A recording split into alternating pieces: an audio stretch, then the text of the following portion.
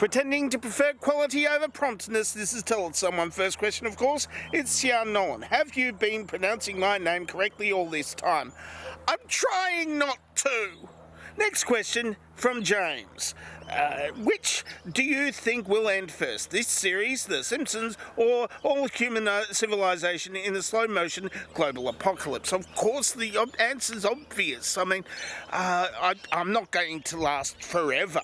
And, well, human civilization, I mean, that's, it's kind of doomed. But The Simpsons, I mean, it's going to continue until the show ceases to be profitable, and with all the and because they keep on replacing their main cast members and automating the animation and all that sort of thing, it will never cease to be profitable, even if they get almost no revenue from it at all, because they're going to be paying the people who make it nothing, because it'll all be done by AI eventually, and suffer very little loss in quality, because the loss in quality has already been happening for the last 21 years.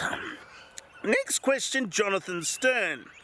What's the plot of Hair? The final scene keeps appearing on my feed, but there is no other context. Okay, well, the plot of Hair is somebody. He's a rich kid who's avoiding the Vietnam draft, and then he goes to this hippie commune in order to try to avoid the draft, and then he discovers himself and the wonders of hair, apparently. And well, what I find interesting is what happens after the events of Hair. What happens is all of the draft dodgers get pardoned by Jimmy Carter, and then they could, because they're the rich kids who are the sons of and daughters of extremely rich conservatives. What happens is they get cushy jobs on Wall Street and become hedge fund managers and bankers and executives and are responsible for destroying the entirety of capitalism from within. Dirty hippies. They got really good drugs too, apparently. They kept with the drugs, which is... Next question, of course, is from R212full.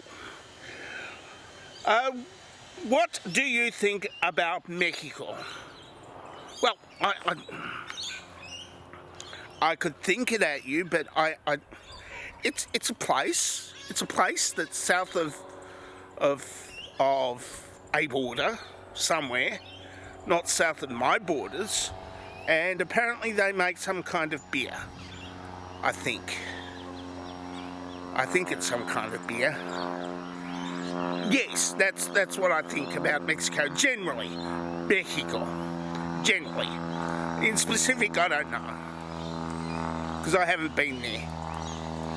Emperor Fabulous asks, American biscuits or biscuits? Well, American biscuits are not really biscuits, because they're scones. Except without jam and cream. They have it with gravy. I don't know what gravy flavoured jam would be like. So I wouldn't know. Matthew Yabsley asks, now that I've fully recovered from pneumonia, I wondered if you can suggest a completely different new ailment to try. I'm not brave enough to try being ginger. Well, of course, there is this new disease X that they're all going on about, and I think it's... Well, I think it's a specific venereal disease that's spread exclusively by Elon Musk. You might not want to try that because it involves... Elon Musk. You don't want to smell like an Elon. Next question is from Heavy Wasawas. How happy are you? To answer this question, are you 1, very happy, 2, somewhat happy, 3, neither happy nor unhappy, 4, somewhat unhappy, Or 5, very unhappy. 3.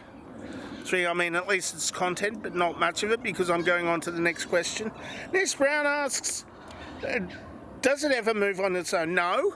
I know enough about physics to know it never goes on. Moves on its own. There's always some sort of action that causes the equal and opposite reaction. I mean, that's just a fact of physics and life, apparently. So it doesn't move on its own. There's always some sort of input. You need some sort of input. Always need a little bit of input.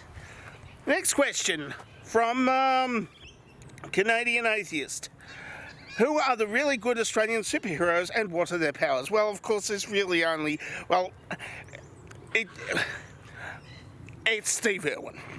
It always was Steve Irwin. He had the mythical power of controlling crocodiles, except his one weakness was the stingray. But we've still got a supervillain in Rupert Murdoch. I don't know whether he's got any actual weaknesses at all. This country was badly written. And of course, the last question, of course, is from Stubbs. Can you give me an alternate scenario where Germany wins the Battle of Berlin in World War II? Okay, right, so you got the Battle of Berlin, which is, of course, one where at the end of the war, the Russians just do a thunder run straight through Berlin. Germany was completely exhausted, and they weren't going to win. They weren't going to win. So you'd have to redefine the parameters of the thing. And, well, come to think of it, I heard this from a philosopher or something once. War is an interesting game. The only winning move is to not play at all. Paraphrased. And I think it was a movie. And I think it was a computer saying it. Anyway, so what you'd have to do is you'd have to... I can't say that guy's name because I'll get demonetized. Well, Mustache Guy, you'd have to somehow remove Mustache Guy from the equation. And after the start of World War II, which technically began in 1933 with the Japanese